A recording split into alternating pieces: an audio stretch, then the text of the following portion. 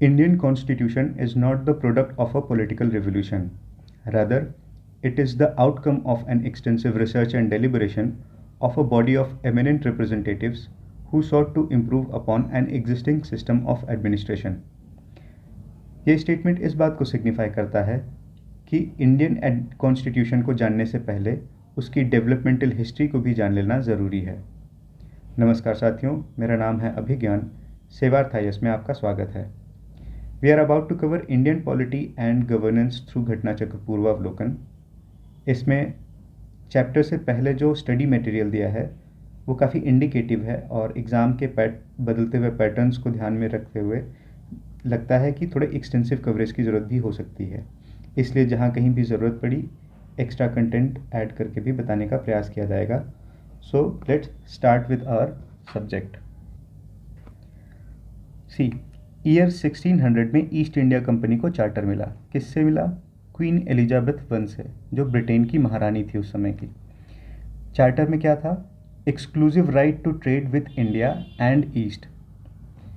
1608 में East India Company came to India. 1765 यानी करीब 150 साल के बाद बैटल ऑफ बक्सर के बाद जो हुई थी आपकी 1764 में, उसके नेक्स्ट ईयर 1765 में शाह आलम सेकंड, जो मुग़ल एम्परर थे उस टाइम के, उन्होंने ईस्ट इंडिया कंपनी को ट्रीटी ऑफ इलाहाबाद के थ्रू कुछ राइट्स ट्रांसफ़र किए थे। वो थे diwani rights and nizamat rights of Bengal, Bihar and Orissa. Diwani rights means right over revenue, nizamat right means right over civil justice. इसके बाद कंपनी का राज यानी ब्रिटिश राज शुरू होता है इंडिया में, जो चलता है अगले आने वाले करीब 200 सालों तक। इन 200 सालों की हिस्ट्री में कॉन्स्टिट्यूशनल डेवलपमेंट को दो पार्ट्स में बांट के पढ़ा जा सकता है। पहला है कंपनी रूल और दूसरा है क्राउन रूल। कंपनी रूल कब से कब तक चला? 1675 में इनके पास पॉलिटिकल अथॉरिटी आई, ये पॉलिटिकल पावर बन के इमर्ज हुए। उसके कुछ साल बाद 1773 में पहला रेगुलेटिंग एक्ट आया। तब से लेकर के 1858 तक टोटल 5 चार्टर एक्ट्स आए। 100 साल की करीब की अवधि है और इसमें 5 चार्टर एक्ट आए और 2 एक छोटे मोटे और एक्ट आए। वो क्या हैं हम आगे देखेंगे।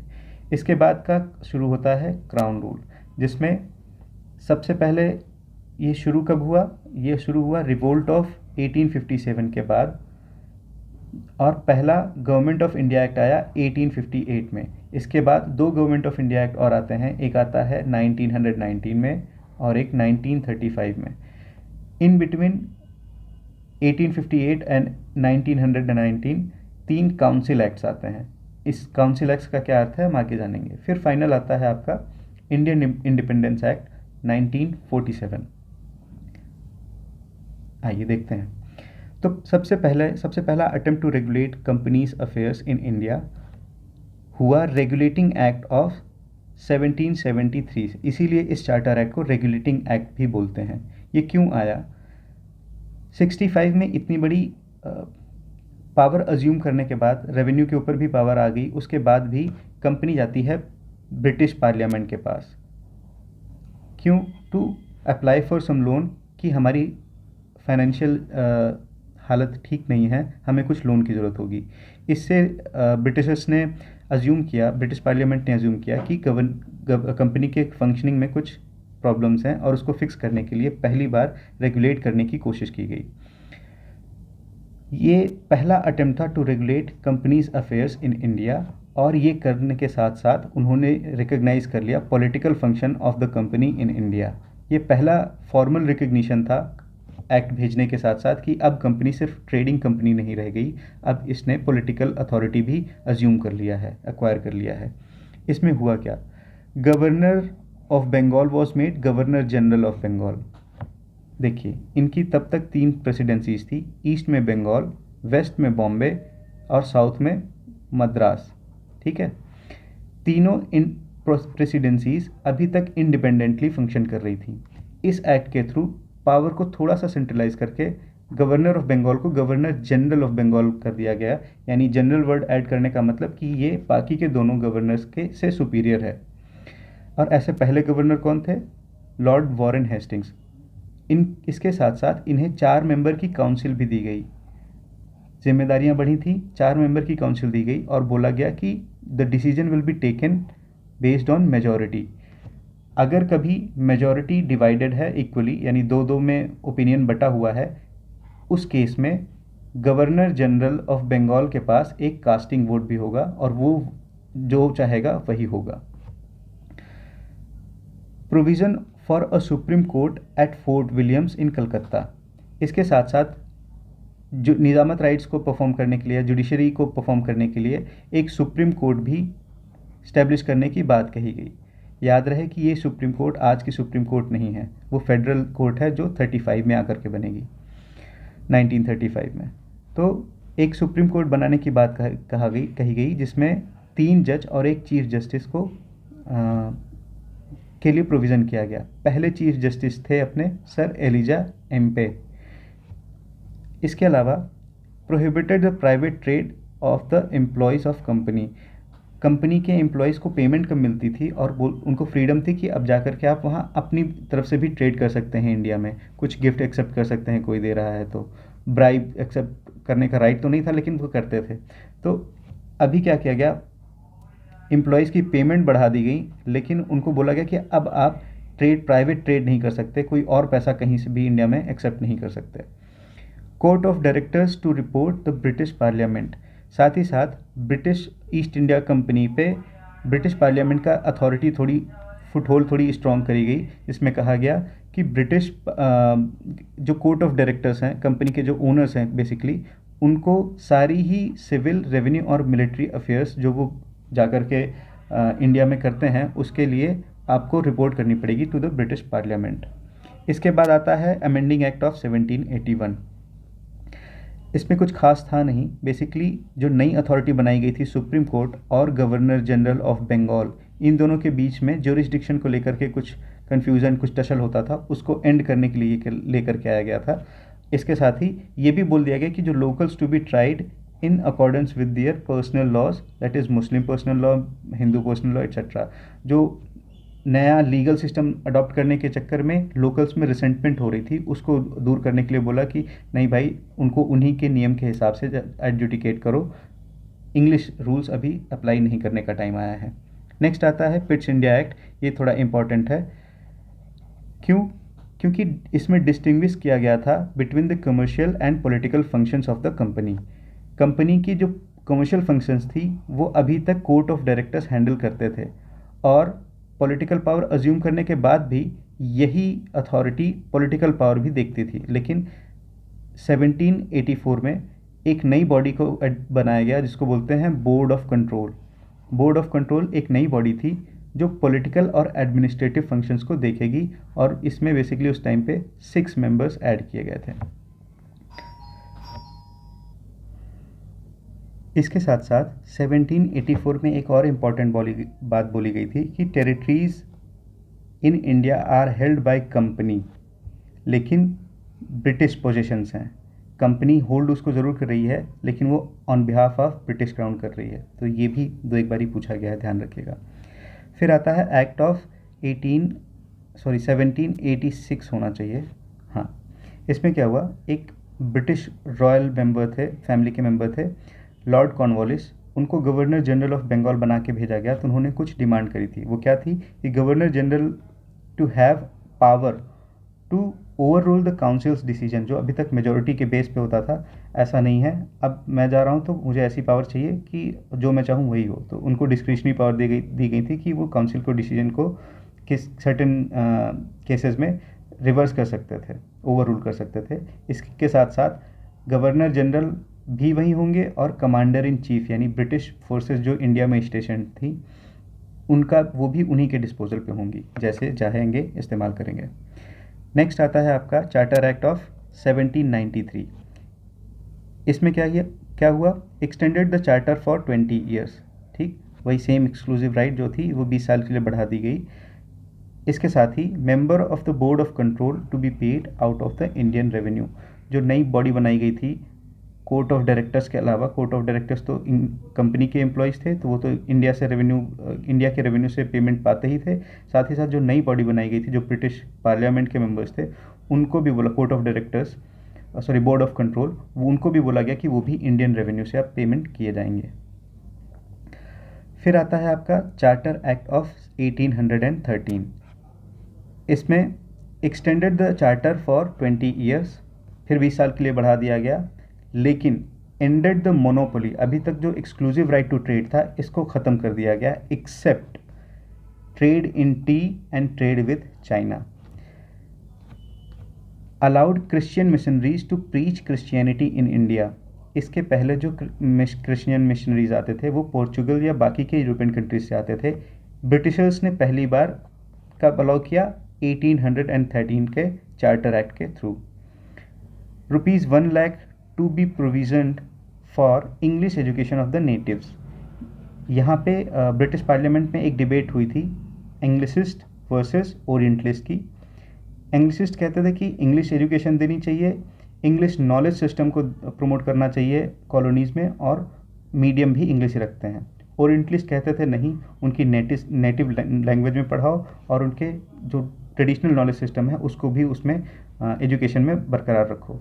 जीतता कौन है? जीतते हैं डेफिनेटली इंग्लिशिस्ट ही। और 1 लाख रुपए का प्रोविज़न किया गया था कि हर साल आप 1 लाख नेटिव के एजुकेशन पे खर्च करेंगे। एविडेंटली ऐसा कभी प्रूफ नहीं हुआ कि वो पैसे कहाँ गए, कहाँ खर्च किए गए। Authorise the local government to impose taxes on the persons to and punish for non payment. ठीक है, अब क्या किया गया, जो लोकल गवर्नमेंट थी यानी प्रोविंशियल गवर्नमेंट थी, बाकी के जो गवर्नर्स थे मद्रास के या फिर बॉम्बे के, उनको बोला गया कि आप अपनी फाइनेंसेस के लिए आप खुद जिम्मेदार हैं और उसके लिए आप टैक्स लगा सकते हैं। टैक्स अगर कोई पेमेंट नहीं कर रहा है तो फिर उसके लिए फ़ाइन भी चार्ज कर सकते हैं, पनिश कर सकते हैं। नेक्स्ट आता है आपका चार्टर एक्ट ऑफ 1833। ये काफ़ी इम्पोर्टेंट है क्योंकि यहाँ से जो सेंट्रलाइजेशन ऑफ पावर था पीक पे पहुँच गया था। Also called at Saint Helena act. Examination में पूछे जाने वाले सवाल बहुत ज़्यादा ऑब्सेस्ड होते हैं टर्मिनोलॉजी से, तो इस टर्मिनोलॉजी को याद रखिएगा कि इसको सेंट हेलेना एक्ट भी बोलते हैं। फिर से 20 साल का चार्टर एक्सटेंड कर दिया गया, बट इस बारी कमर्शियल फंक्शंस ऑल टुगेदर ख़त्म कर दिया गया कि अब कंपनी कमर्शियल फंक्शन नहीं करेगी, it will remain as a purely administrative body, political and administrative body. Governor general of Bengal was made governor general of India, यानी 1773 से पहले गवर्नर थे, 1773 में गवर्नर जनरल ऑफ बंगाल हो गए और 1833 में गवर्नर जनरल ऑफ इंडिया हो गए। और ऐसे पहले गवर्नर जनरल ऑफ इंडिया थे William Bentinck. Governors of Bombay and Madras were deprived of their legislative powers. अब तक ये जो थोड़े बहुत नियम कानून अपने हिसाब से बना लेते थे, उनसे भी इनको हाथ धोना पड़ा, और अब जो कानून गवर्नर जनरल ऑफ इंडिया बना करके भेजेंगे ये सिर्फ उनको एग्जीक्यूट करने का काम किया करेंगे। 4th member got added to governor general's council. जो गवर्नर की एग्जीक्यूटिव काउंसिल थी उसमें एक लॉ मेंबर ऐड किया गया, लीगल मेंबर ऐड किया गया, जिसका नाम था Lord Macaulay. The act of governor general council will now be called as an act. कहने का मतलब है कि जो अब ये governor general council with 1 additional member as law member pass करेंगे, जो भी प्रोविज़न, जो भी नियम लगाएंगे, वो सिर्फ नियम नहीं होंगे, रेगुलेशंस नहीं होंगे, अब वो कानून बन जाएंगे, एक्ट का दर्जा रखेंगे। Recommended for open competition for the post of ICS। ICS stands for Indian covenant services. जो आज का IS है तब ICS था। बोला गया कि ये इंडियंस के लिए भी ओपन करते हैं और एग्जामिनेशन लेंगे, जो भी क्वालिफाई करेगा वो होगा, but could not be actualised due to the Court of Directors opposition. इस प्रोविज़न को कोर्ट ऑफ डायरेक्टर्स ने यानी कंपनी के ओनर्स ने इतने वेहेमेंटली अपोज किया कि ये लागू ही नहीं हो पाया। कब तक? नेक्स्ट चार्टर एक्ट तक, जो कि था 1853 का Charter act of 1853। Extended the charter but the period was not specified. हर बारी 20 साल का बढ़ाते थे, इस बारी इंडेफिनिट पीरियड के लिए बोला कि अभी फ़िलहाल बढ़ा देते हैं, कितने दिन के लिए देखते हैं। Separated for the first time the legislative and executive function of the council. ठीक है, 1853 में अभी तक एक ही काउंसिल होती थी, गवर्नर जनरल ऑफ इंडिया की काउंसिल, जिसमें 4 लोग और प्लस एक गवर्नर जनरल ऑफ इंडिया होते थे।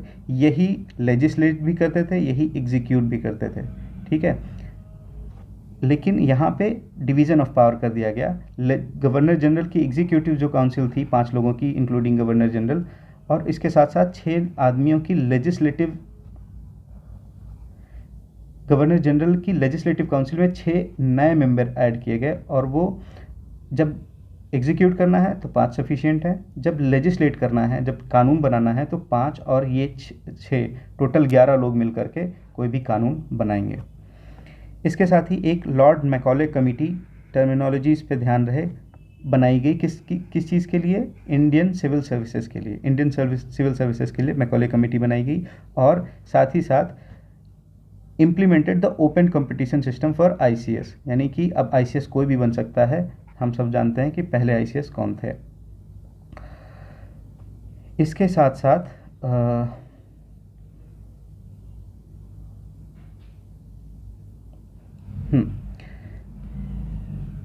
1853 में ही जो मैंने बताया कि जो फंक्शंस अलग कर दिया गया था, लेजिस्लेटिव फंक्शन अलग हो गया था, एग्जीक्यूटिव फंक्शन अलग हो गया था। लेजिस्लेटिव फंक्शन में जो 6 मेंबर ऐड किए गए थे, उन 6 में 4 होंगे अलग अलग प्रोविंसेस से, और वो प्रोविंसेस कौन कौन से थे?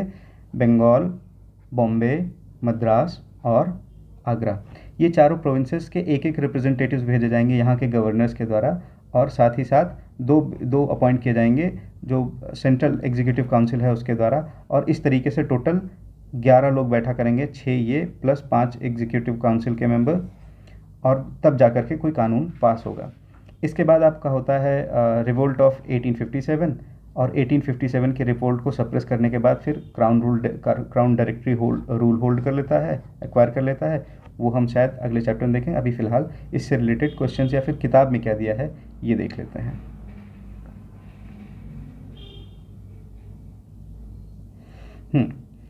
कॉन्स्टिट्यूशनल डेवलपमेंट ऑफ इंडिया 2 तरीके से हो सकता है। ईस्ट इंडिया कंपनी के लिए ने जो किया था वो, और ब्रिटिश क्राउन ने जो डायरेक्टली रूल होल्ड किया था वो। कंपनी रूल पढ़ते हैं। पहला एक्ट था regulating act of 1773, designated the governor of Bengal Warren Hastings as Governor General of Bengal, ठीक है, and subsumed the presidencies of Madras and Bombay under the Bengal's control. Governor General was provided with an executive council of 4 to assist him in military and non-military decisions which would be taken by the majority of the council. Governor General could vote only in case of a tie, जब बराबर हो जाए 2-2 से मत, तभी वो casting vote उनको मिलता था। A Supreme Court which had a Chief Justice and 3 other judges was established at Fort Williams, Calcutta in 1774 by this act. The act prohibited the civil servants of the company from engaging in private trade or accepting gifts and bribes from Indians. British government strengthened the control over the company through the court of directors, governing body, जो कि governing body of company था, to report its revenue, civil and military affairs in India. Next आता है Pitt's India Act 1784. It distinguished between the commercial and political functions of the company. A board of control was created for political matters and the court of directors controlled the commercial affairs. ये पहले से था, ये नई body बनाई गई थी। Board of control was comprised of 6 people. Act of 1786, ये कॉर्नवालिस ने जो डिमांड करी थी उसको फुलफिल करने के लिए आया था। Provided that governor general could overrule his council in matters of importance affecting the safety, peace और interest of the empire in India. Governor general was granted the power of commander in chief. Lord Cornwallis was first such governor to enjoy these powers. फिर आता है Charter act of 1793, further extended the commercial monopoly of India of the company for 20 years. इसके साथ आता है Charter act of 1813, ये important है, कई बार इससे सवाल पूछे गए हैं। for the first time the provision of 1 lakh rupee per year to be spent on the education of the Indians. It ended the company's monopoly over trade, although the monopoly over trade of tea and trade with China continued. Next आता है Charter Act of 1833, made the Governor General of Bengal as Governor General of India and vested in him all civil and military powers. ऐसे पहले governor general of India कौन थे? Sir Lord William Bentinck. Became the first Governor General of India. It ended the activities of East India Company as a commercial body, which became purely an administrative body. A legal member, fourth member, was included in the Executive Council of the Governor General. और नाम क्या था उनका? Macaulay was the first legal member. फिर आता है Charter Act of 1853, separated for the first time the legislative and executive functions of the Governor General's councils. It established a separate Indian Central Legislative Council for lawmaking. It introduced an open competition system for selection and recruitment of the civil servants. Questions देखते हैं. In which of the following acts the provision was made for establishment of Supreme Court at Calcutta? Answer is A. Regulating Act of 1773. The provision for establishment of Supreme Court at Fort Williams, Calcutta was made in the Regulating Act of 1773. Sir Eliza Impey was the first Chief Justice of Supreme Court. Next, with reference to the establishment of Supreme Court, which of the following statements are correct? Supreme Court at Calcutta was established by Regulating Act of 1773. True. Leinster was the first Chief Justice of this court. ये गलत है, हमने पढ़ा Elijah Impey, ये थे पहले chief justice. Next, match list 1 with list 2 and select the answers from the code given below. पहला है establishment of board of control, ये हुआ था पिट्स इंडिया एक्ट के through. Establishment of supreme court, ये हुआ था रेगुलेटिंग एक्ट ऑफ 1773 के थ्रू.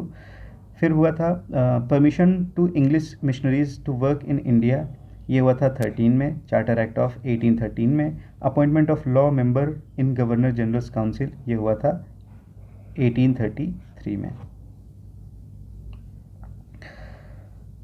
फोर्थ है which of the following led to the introduction of English education of India?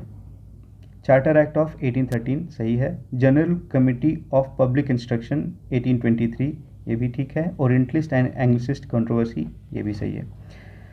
East India company discouraged orientalist education system and promoted Western education system. There was also a provision that company should invest rupees 1 lakh every year on the education of the Indians.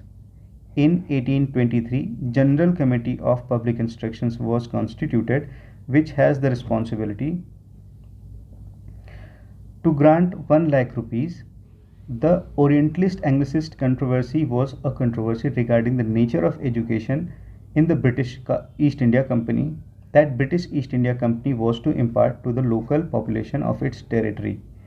इसमें दो group थे. पहला group था orientalist का, जिसको lead करते थे H.T. Precept और H.H. विल्सन, और दूसरा ग्रुप था एंग्लिसिस्ट का जिसको लीड करते थे चार्ल्स ट्रेवेलियन. नाम इंपॉर्टेंट है चार्ल्स ट्रेवेलियन, क्योंकि हमें सबको पता है कि हमें एंग्लिसिस्ट एजुकेशनल सिस्टम के थ्रू एजुकेट किया गया था. Next, by which act the British parliament had abolished the monopoly of east India companies trade in India accept T and China? Again ये है 1813, एवरीवन नोज दैट. इसके साथ साथ through it the sovereignty of British crown over Indian company was asserted, and the act empowered local government to impose taxes and punish those who did not pay it. Next, which act of the British Parliament abolished the East India Company's monopoly over trade in India? कई बार आ चुका है, 1813. Consider the following statements about Charter Act of 1813. Ended the monopoly, सही बात है. Asserted a sovereignty of the British Crown over the Indian territories held by the company. True. The revenue of the India was now controlled by the British Parliament. ये directly अभी control नहीं किया जाता था.